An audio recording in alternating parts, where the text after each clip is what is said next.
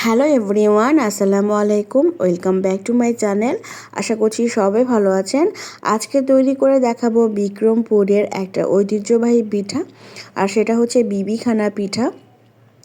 এটা তৈরি করে নেওয়া অনেক ইজি, যে কেউ তৈরি করে ফেলতে পারবেন, বা চাইলে আপনারা বাসায় বসে এটা তৈরি করে ফেলতে পারবেন আমার ভিডিওটা আজকে সবটুকু ফলো করলে। তো এই পিঠা তৈরি নেওয়ার জন্য প্রথমে যেটা লাগছে ডিম। আমি এখানে 3টা ডিম নিয়েছি, তবে 2টা ডিম দিয়েও কিন্তু এই পিঠা খুব অনায়াসেই তৈরি করে ফেলা যাবে, আর বাসার সবাই মিলেই খাওয়া যাবে। সামান্য পরিমাণ লবণ দিয়ে দিচ্ছি, 1 কাপ মতন চিনি দিয়ে দিচ্ছি, তারপর দিয়ে দিচ্ছি খেজুর গুড়। খেজুর গুড় দিয়ে এই পিঠাটা কিন্তু বেশি ভালো হয়, খেতে সুস্বাদু হয়। আর এই পিঠার কয়েকটা মেইন উপকরণ আছে যেটা বাদ দেওয়া একদমই যাবে না। এর মধ্যে আছে খেজুর আর ঘি, নারিকেল আর চালের গুঁড়া। এখন দিয়ে দিচ্ছি প্রায় 1.5 চা চামচ মতন ঘি। ঘিটা গলানো থাকলে বেশি ভালো হয়, কিন্তু আমারটা গলানো ছিল না, তবে রান্না করার সময় কিন্তু একদমই গলে যাবে, কোনো চিন্তা নেই। তারপর দিয়ে দিচ্ছি সয়াবিন তেল। সবগুলো উপকরণ খুব ভালো করে আমি মিক্সড করে নিচ্ছি। খেজুরের গুড়টা গলাতে আমার একটু বেশি কষ্ট হয়েছিল, যেহেতু এটা একদমই গলানো ছিল না। এখন আরও একটা যে মেইন উপকরণ আছে সেটা হচ্ছে এলাচ, তবে এলাচের পরিবর্তে কিন্তু দারচিনি ব্যবহার করা যাবে। আমি এলাচটা প্রথমে একটা শুকনো তাওয়াতে চুলার আঁচ ডিম রেখে আমি এটা পুড়ে নিয়েছিলাম মচমচে করে। তারপর আমি হামানদিস্তায় গুঁড়া করে নিয়ে এখন দিয়ে দিচ্ছি। কেকের মধ্যে আমরা যেমন স্মেলের জন্য ভ্যানিলা এসেন্স ইউজ করি, এখানে কিন্তু এলাচ বা দারচিনি গুঁড়া ব্যবহার করতে হবে। এখন দিয়ে দিচ্ছি প্রায় 1 কাপ মতন নারিকেল কুড়া। এটা কুড়ানো হলে কিন্তু বেশি ভালো হয়। তারপর খুব ভালো করে মিক্সড করে নিতে হবে। অন্য একটা পাত্র নিয়েছি আমি। এখানে কিছু উপকরণ আমি একসাথে অ্যাড করে দিব।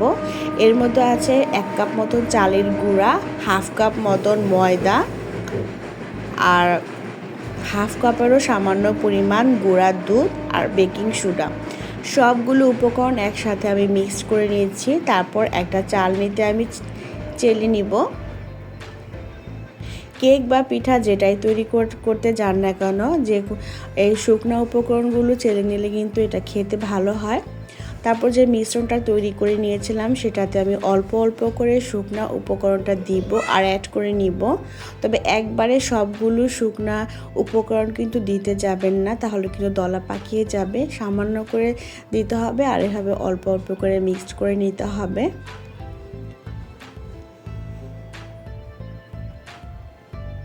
একটু সময় নিয়ে মিক্সড করে নিতে হবে। যদি দেখেন যে ব্যাটারটা খুব বেশি ঘন হয়ে যাচ্ছে, তাহলে সেখানে সামান্য পরিমাণ কুসুম গরম দুধ ব্যবহার করতে পারেন।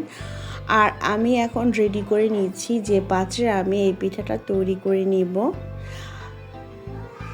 গ্রামের কিন্তু এই পিঠাটা তৈরি করার সময় কলা পাতায় তৈরি করা হয়ে থাকে।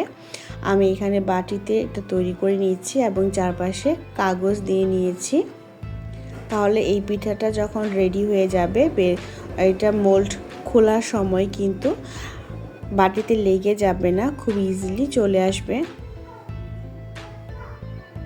আর যে পাত্রে আমি পিঠাটা তৈরি করব সে পাত্রটা আমি প্রথমেই 15 মিনিট আগে প্রিহিট করে নিয়েছিলাম। এখন আমি সে পাত্রে পিঠাটার মোল্ড দিয়ে খুব ভালো করে ঢাকনা দিয়ে ঢেকে দিচ্ছি। আর একবারও কিন্তু ঢাকনা খোলা যাবে না। আমার পিঠাটা রেডি হতে 45 মিনিট সময় লেগেছিল। আর এই সময় চুলার আঁচটা কিন্তু মিডিয়াম এর থেকেও কমিয়ে দিতে হবে। আর আমার আজকের বিবিখানা পিঠা কিন্তু একদমই রেডি। আর এটা কিন্তু একদম পারফেক্ট হয়েছিল, যেভাবে বিক্রমপুরের মানুষ তৈরি করে থাকে।